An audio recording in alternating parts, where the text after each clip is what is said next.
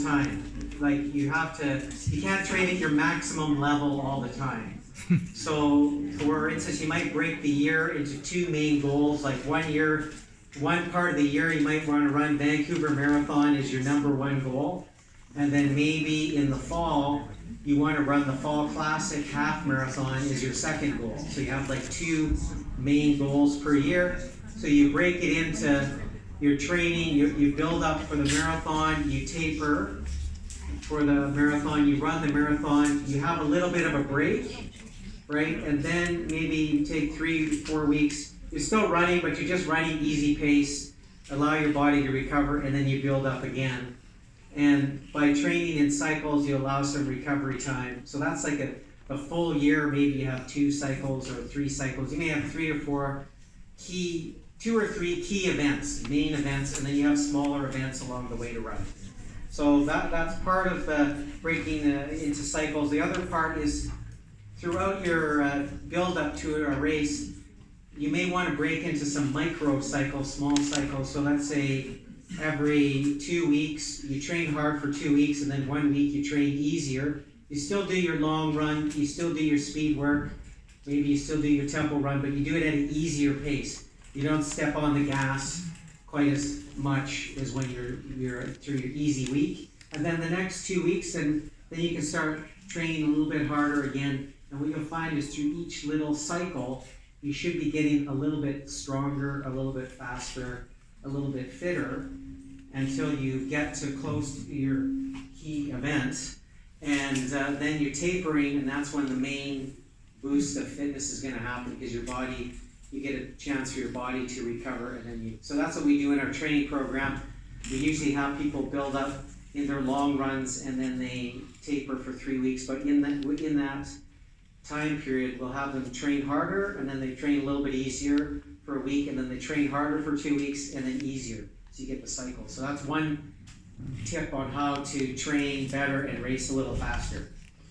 Okay, the other thing is, what we found is when we're doing that cycle, to occasionally have a high intensity long run. So most of the time in our training program, we have one tempo run. So tempo run is like half marathon pace to about 15K race pace. That's our tempo zone, and we usually do that on Mondays. Then on Wednesdays, we have speed work, which is more at your 10K pace. And then on the weekend, we also have like a long easy run. And you guys probably do a similar thing where you have your easy run on the weekend and you're building up your marathon. You maybe do 30K run, up to 35, 36K run. Does anybody do does anybody do as long as a 36K run in their marathon training? Well, there goes the light. Tomorrow you do 36, yeah. So you kind of build up to that. Okay, usually that's done at an easy pace. Because somebody just hit the light there, yeah, okay. So but what we do sometimes in the long run is we throw in, like today, they had to run 3x2K at their marathon pace in the middle of their long run. So occasionally, like once every 3 weeks, they have to pick up the pace. So we do that either on the seawall or on a track. They run from one track to the next track, or a park, and then they run 2K fast, and then they run easy again. This pushes the aerobic threshold a little bit higher. Aerobic threshold is usually run your marathon pace just close to your aerobic threshold. So that's number 3. Oh, sorry, that was number 2. Okay, and then the other thing is, if you want to run a little bit faster, what you can do is occasionally also throw in. Most of our speed work is done at 10K pace, so once in a while, to challenge yourself, you do some shorter intervals at 5K pace. And what that does is that improves your VO2 max, so that's sort of like the top range, and that allows the other paces to improve. So those are the 3 things. Number 1 is training cycles to allow your body to recover between hard training sessions. Also, every once in a while in your long run, either, some people run fast at the end of their long run. They run 10K, they run 30K and they run the last 10K really fast. Or you can break it into training blocks. We find it easier to train it into 2K blocks. Then you get like about a 1K break in between. and that allows you to challenge yourself. And then the other one is to add some high intensity training, like training your 5K pace. So there are running charts. You can see what's your let's say if you run a half marathon in 2 hours, you can look at the table. It tells you can run a 5K this time, 10K marathons. You can break your training into different paces. So that's the high intensity. That was so those are 3 ways to become a faster runner. There's other ideas too. They even say, like, if you smile when you run, you can run 2% faster, and they've done research on it and proven that you can run faster if you're smiling. So for some reason, it makes you more relaxed, and then you're more efficient. Apparently it works. So if you're getting tired, just smile. Okay. So that's another way to run faster. Okay, so then the other thing is, I just want to talk briefly, because is about nutrition. So what do we think about, nutrition? There's 2 kinds of nutrition. There's the one about, eat healthy, eat your vegetables, take your iron supplement, those kind of things, and that you do that all the time. And then the other thing is, what if you have a race or a long training run? What's different about that nutrition? And that's when they start to use either a gel when they're running, like does anybody use any gels when they do a long run? Do you have a gel? Yeah. So it gives you a little bit of extra glucose in your muscles, and helps you continue to run at your pace that you want to run. So that's one thing about running nutrition, which is different than regular day-to-day nutrition. But you wouldn't eat gels like every day, but you have them during key times. So what we do is, like during a long run, there's you could have like a sports drink, and that will replenish your fuel, and then it gives you enough carbohydrates to finish. So some of the runners, they do like this Tailwind. A lot of the trail runners use Tailwind, and that is a more simple kind of sugar, like your gels, that absorb quickly into your bloodstream and give you fuel to keep you going. The thing about it is, when you're running a race, sometimes they don't you don't want to carry that, or they don't have that particular brand. They give out a different kind of sports drink. So I usually, when I'm racing, I carry my gels and I have the water. But some people will have this they'll carry their own sports drink, and they'll have this a little bit before the workout or during the workout. Has electrolytes and helps keep you going. Now this is another product called CarboPro, and this is a product that I use quite a bit, because when let's say you have a marathon, one of the things you want to do, has anybody heard of carbohydrate loading or fuel loading before a race? So what do you do when you do that? I just eat more pasta. You eat more pasta, so you eat a lot. So for 3 days, that's the fun part about running a marathon. You get to eat a lot before the race. So let's say the race is on Sunday, so you eat double normally on the Thursday, double normally on the Friday, and maybe double the food on the Saturday.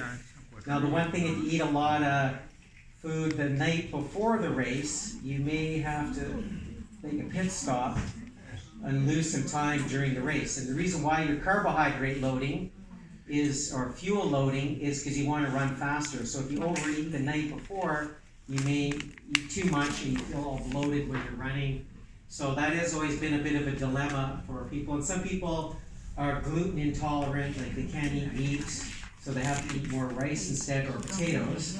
And some people can eat wheat and pasta, and it's no problem. So one of the things I do is I don't like to eat a lot of food the night before my race. So instead I use the CarboPro. Who has a Carl, you want to hold the CarboPro up? Yeah. So that one is a little bit more of a complex carbohydrate. The other one is more simple. So that one's more complex. It burns slower, and it absorbs into your muscle tissue. So now, and the other thing is, because I'm a little bit older, when I was younger, I didn't have to worry about it as much, but once you become a master's runner, your body doesn't store the sugar as well as when you were younger. So that product like CarboPro, there's other brands, and more complex carbohydrate, there's more chains in the carbohydrate molecule. What happens is your body stores that in the muscle tissue, and it's readily available when you're racing. And the nice thing so what I do, I don't double my food. Instead, I eat normal, and then I drink about 1,000 calories on the Thursday, 1,000 on the Friday.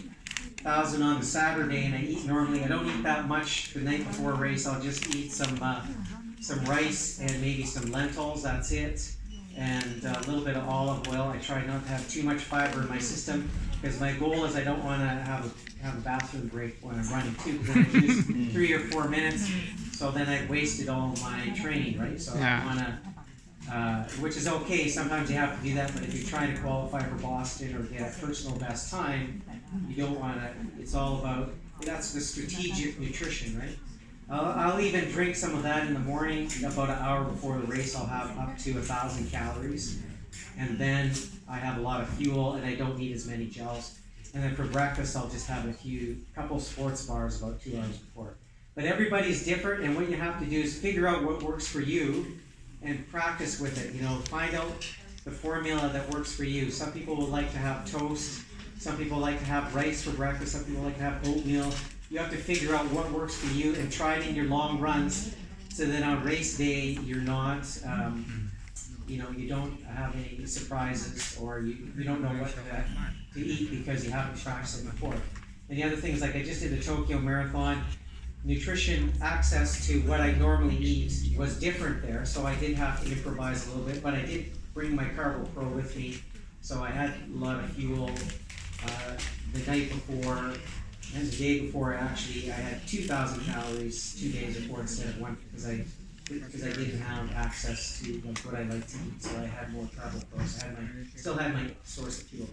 So that's what I call strategic nutrition, which is different than eating your vegetables and your salad and those kind of things. They don't have a lot of vitamins, so you don't want to eat that all the time, but you want to have strategic times, either long runs or before your workouts or before the race. And also some people will have a little bit more protein drink or protein food within about 20 or 30 minutes after you run, and you recover a lot faster. So that was another thing the studies they done was that if you have some protein, or at least a carbohydrate, within 20 or 30 minutes, you're definitely recovering faster. So when you start doing those long runs and get ready for a marathon. Okay, so that's nutrition strategy. If you have any questions about that, you can ask me. And then the other thing we wanted to talk about, oh yes. Sorry. I'm just more concerned about, if people eat a lot, just several days before the big run. Yeah. What if they had weight gain? Well, the goal is actually before the race. The goal, her question was, what if you gain weight? Well, the goal is before a marathon, you want to gain 3 pounds. Oh, okay, your goal is because when you store carbohydrates, it's 2 pounds water and 1 pound of carbohydrate. So your body also is storing water, which is good because it helps you with the race. You're hydrated. And that fuel, you'll burn through all of that. If you don't take any gels, you'll burn through that by the time you get to 32, 33 kilometers. Because your body can store maybe 2,000 calories. So the first day, it'll store about 60%. You're 60% full, the legs are 60%. The next day, another 30. And then the third day, you have to still eat a lot. You have to take in a lot of fuel, and then you get that final, then you're full capacity. And the idea is you want to have some, because it's 2/3 water anyways. Wouldn't it be harder to run because you're? Well, that's why sometimes you feel at the beginning of a marathon, you feel like you have a lot of energy, but maybe you feel a little bit sluggish. And that's because you have all those carbs in your muscle tissue, but you're gonna, by the time you get to 16 kilometers, that feeling goes away. And then if you don't take any gels or any sports drinks, you're gonna wish that you did, because you're starting to run out of fuel, right? So you want to be able to maintain. Now, in the old days when Peter and I used to race, they didn't have a lot of the fancy beverages and all those kind of things. So I remember I used to put sugar in my water bottle, just regular sugar with a little bit of salt.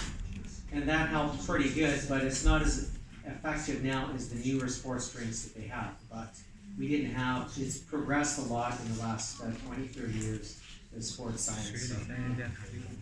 Yeah, you're welcome. Okay. So the other topic I wanted to talk about just for a minute or two was also, it's on the agenda here, was just, it was about how we choose shoes. for your foot type. And